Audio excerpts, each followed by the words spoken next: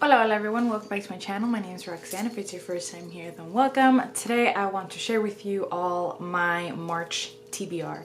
March has a few pretty fun sounding events that I don't believe I've partaken in before, but I'm definitely very excited to participate in this year.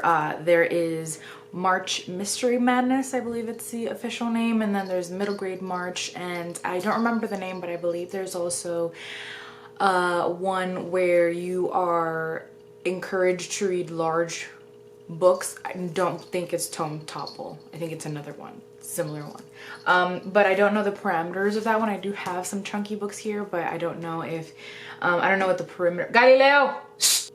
But I don't know what the parameters are with regards to minimum page length.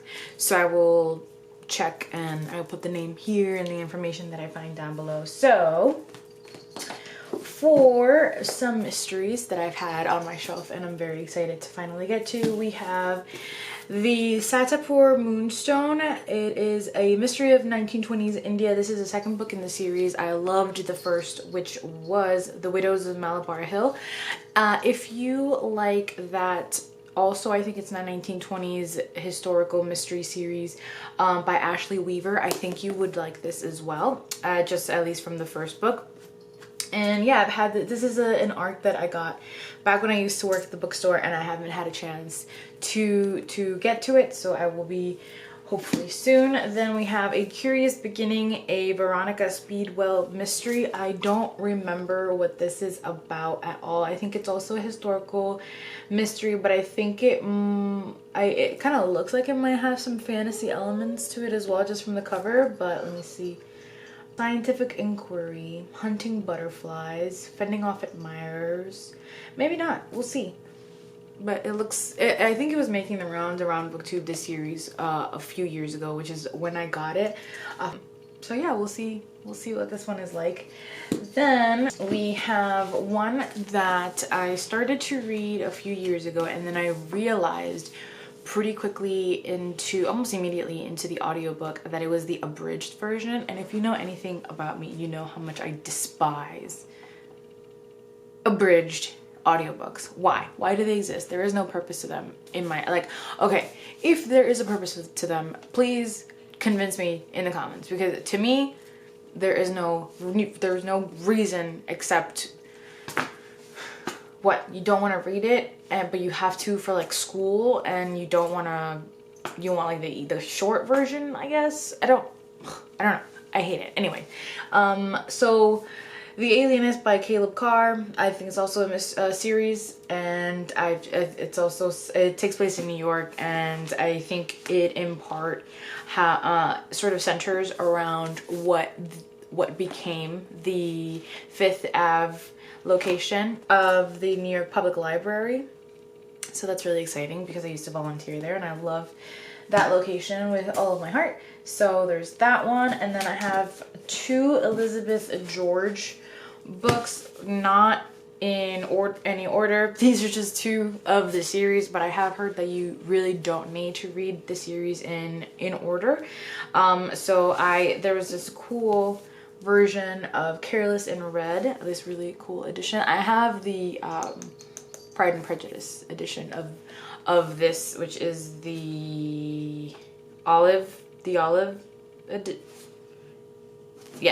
editions, which I talked about in my volume 2 of my Pride and Prejudice collection, which you haven't checked it out yet.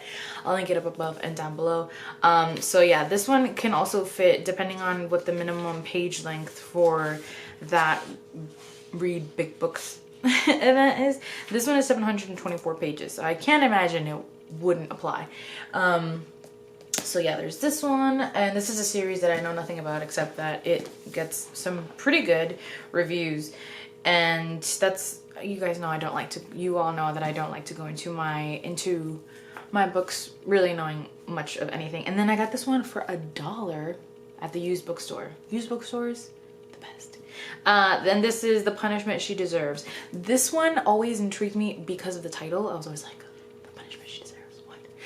But I didn't want to read the synopsis or anything like that, because I knew that I wanted to at some point This is also part of my sort of one of my goals to read more mystery, more non-cozy murder mysteries. So here are a few that will apply to that. And yeah, this is a Lindley novel. I think these both should be, if I'm not mistaken. But yeah, so these two.